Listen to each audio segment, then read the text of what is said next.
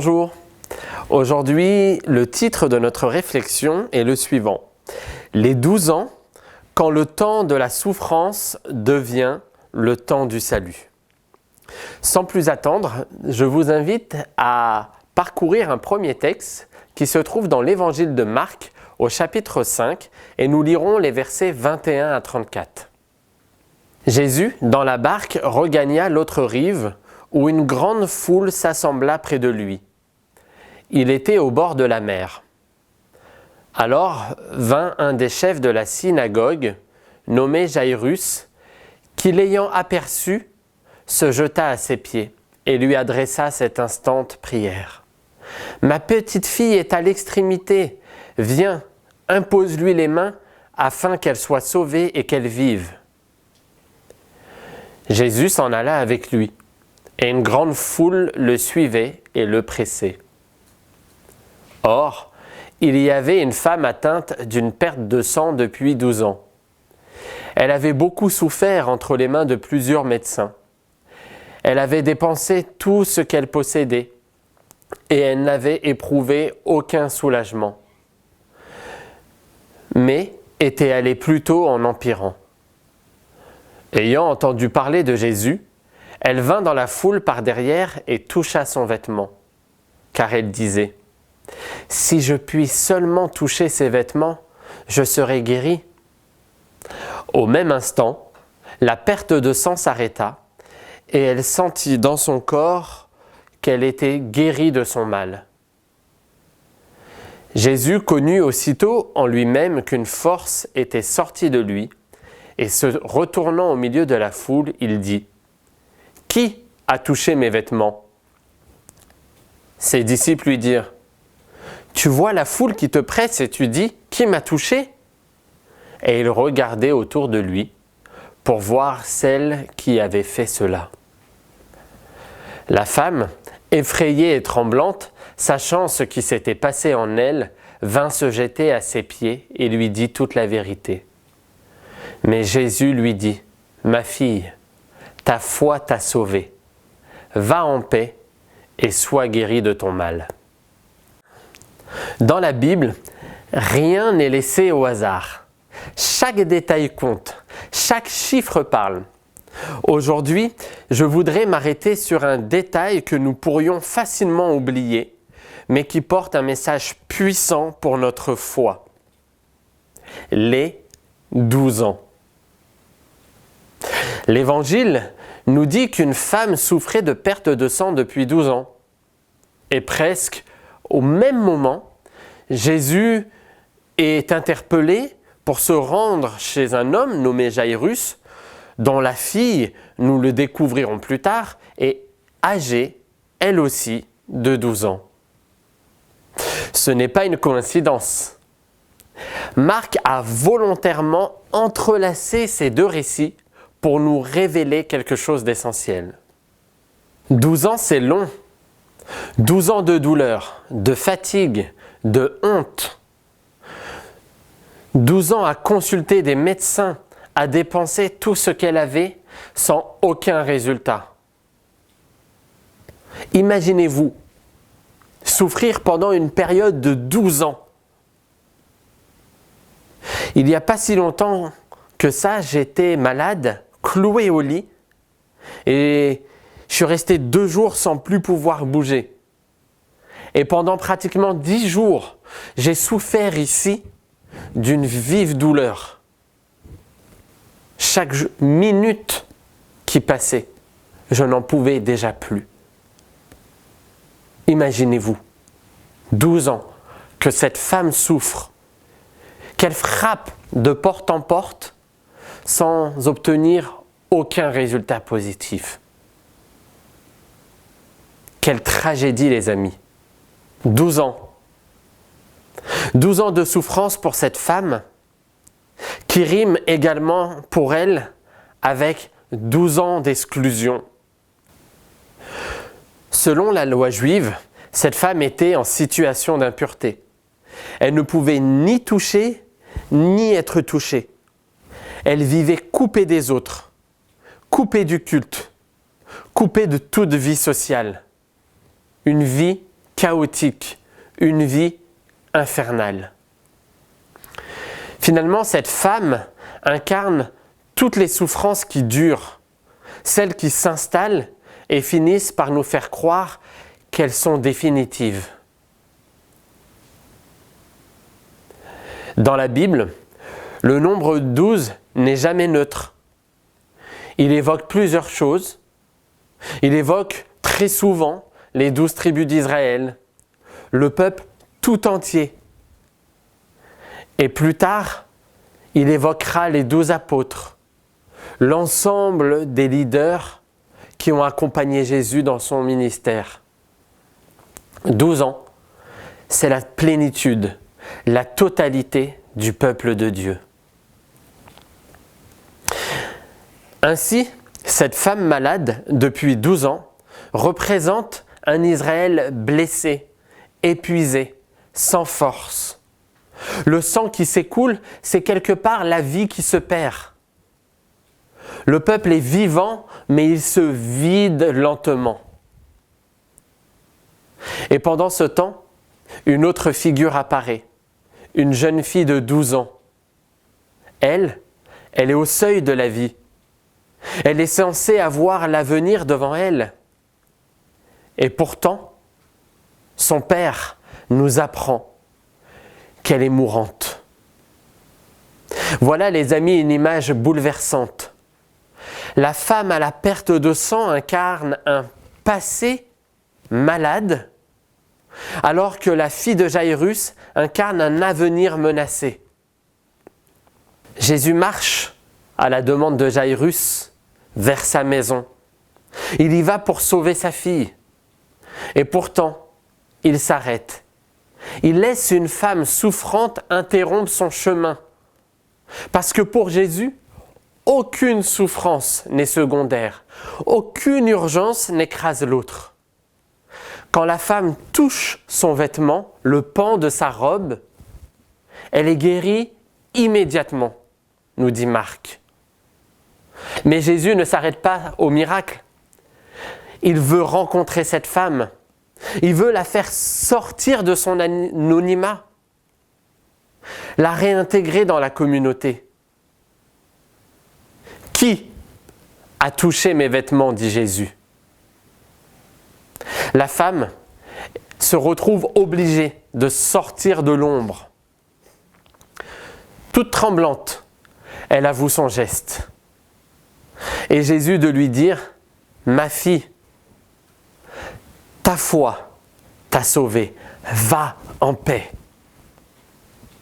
Elle n'est plus seulement guérie dans son corps, elle est reconnue, elle est relevée, elle est restaurée. Elle peut se mêler au peuple. Elle peut vivre le culte avec tout le monde. Mais l'histoire ne s'arrête pas là, avec cette happy end.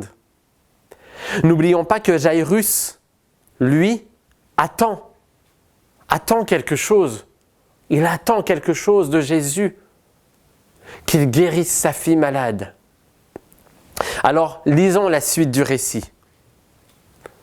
Dans Marc, au chapitre 5, versets 36 à 43. Pendant qu'il parlait encore, quelques personnes arrivèrent de chez le chef de la synagogue pour lui dire « Ta fille est morte, à quoi bon importuner encore le maître ?» Mais Jésus entendit ces paroles. Il dit au chef de la synagogue « Ne crains pas, crois seulement. » Il ne permit à personne de le suivre plus loin, excepté Pierre, Jacques et Jean son frère. En arrivant à la maison du chef de la synagogue, Jésus vit une grande agitation. On pleurait et on poussait des cris. Il entra dans la maison et dit « Pourquoi ce tumulte? Pourquoi ces pleurs? L'enfant n'est pas morte, elle est seulement endormie. » Mais on se moqua de lui. Alors il fit sortir tout le monde, prit avec lui le père et la mère de l'enfant, ainsi que les disciples qui l'accompagnaient, et il entra dans la pièce où l'enfant était couché. Il lui prit la main en disant « Talitha koumi », ce qui signifie jeune fille, lève-toi, je te l'ordonne. Aussitôt, la jeune fille se mit debout et marcha. Elle avait environ 12 ans. Tous furent frappés de stupeur. Jésus leur recommanda instamment de ne raconter ce miracle à personne et il leur dit de donner à manger à la jeune fille. Pendant que Jésus parle à la femme, la nouvelle tombe. La fille de Jairus est morte. Trop tard, pensent les hommes. Comme Abraham et Sarah qui pensaient que c'était trop tard pour que la promesse de Dieu s'accomplisse dans leur vie. On se souvient du récit qu'il dit que tous les deux, on rit. On rit finalement comme la foule qui se trouvait là à la maison de Jairus. Combien de fois pensons-nous la même chose, que c'est trop tard? Ça fait tellement longtemps que j'attends, c'est trop tard. Trop tard. Les choses ne changeront jamais.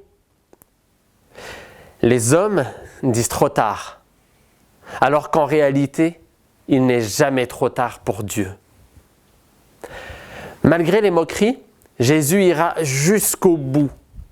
Il prendra la main de la jeune fille et la relèvera. Celle qui avait 12 ans se lève. Celle qui incarnait l'avenir revit. Ainsi, Jésus fait plus que de miracles. Il guérit le passé blessé et il redonne un avenir. Il sauve le peuple entier. Cette année, le thème des 10 jours de prière m'a beaucoup parlé. Délivré. Les 12 ans que l'on a relevés dans nos 2 récits de miracles, ou on pourrait dire dans nos 2 récits de délivrance, tombent à merveille.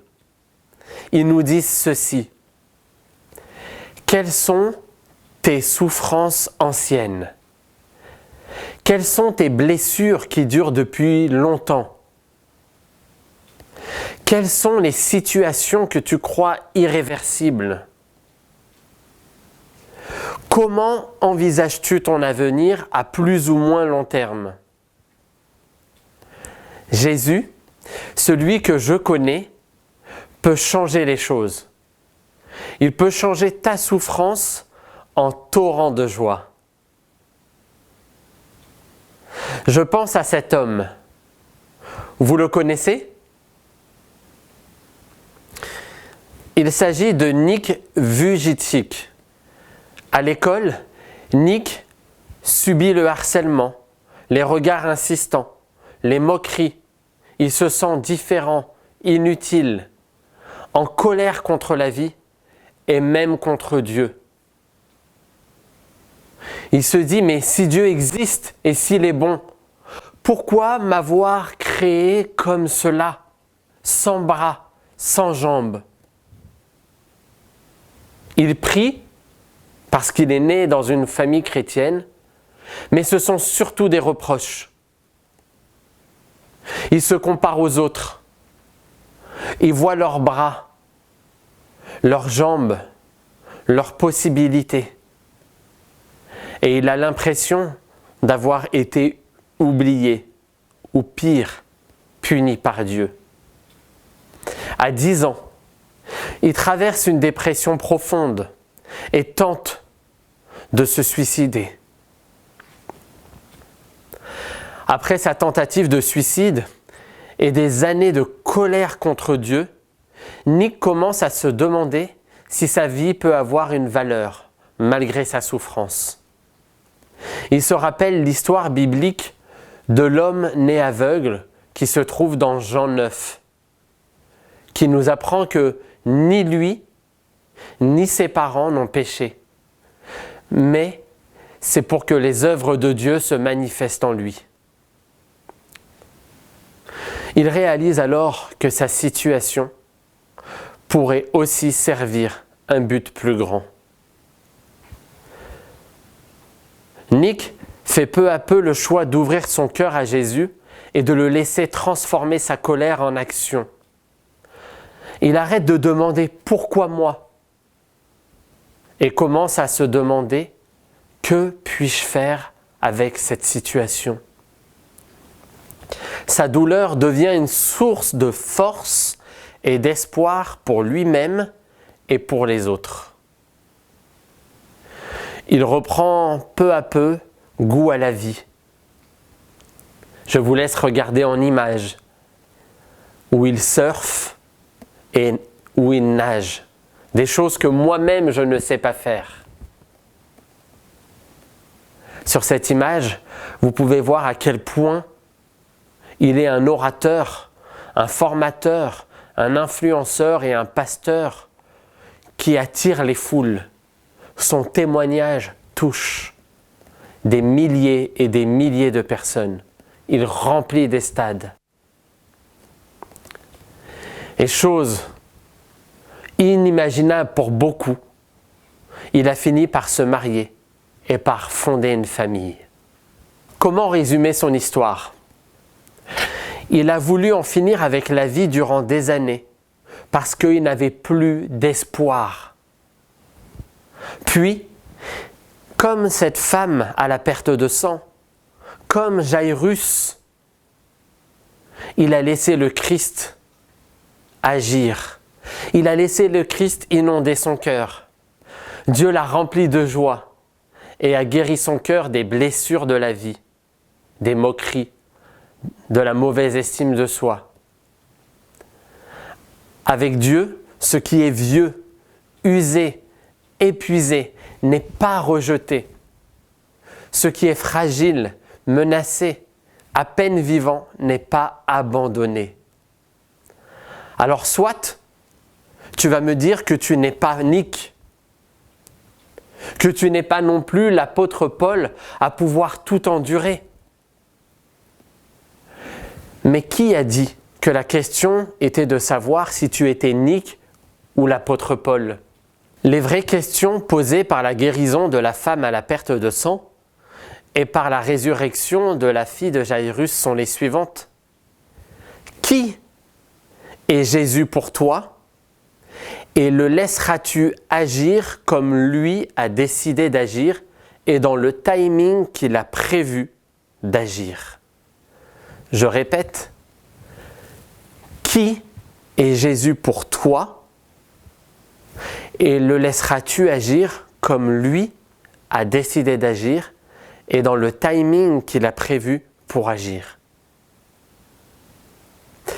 Que notre souffrance ait 12 ans, plus encore ou peut-être même moins, qu'elle soit visible ou cachée, Jésus passe aujourd'hui au milieu de nous.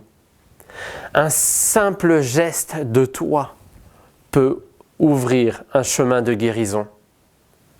Et même quand tout semble fini, il reste la parole du Christ.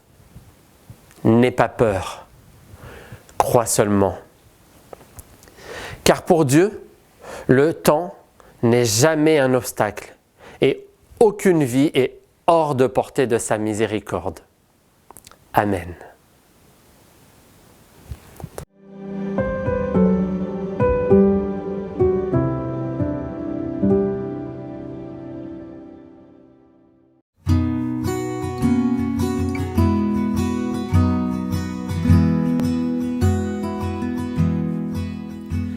Quel repos céleste, Jésus, d'être à toi pour la mort et la vie. Dans les jours mauvais, de chanter avec foi, tout est bien. Ma paix est infinie. Quel repos, quel repos, quel repos, quel céleste repos, quel repos céleste.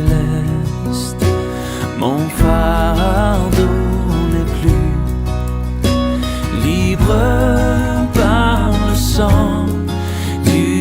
calvaire. Tous mes ennemis, Jésus les a vaincus. Gloire et louange à Dieu, notre Père. Quel repos, quel repos, quel repos, quel céleste repos.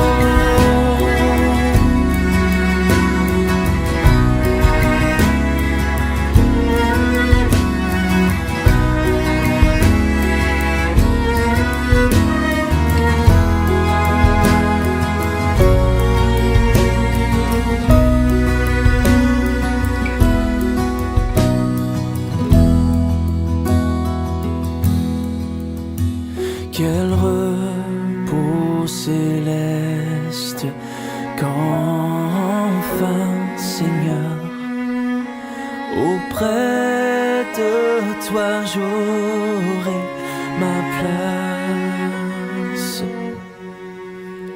Après les travaux, les combats,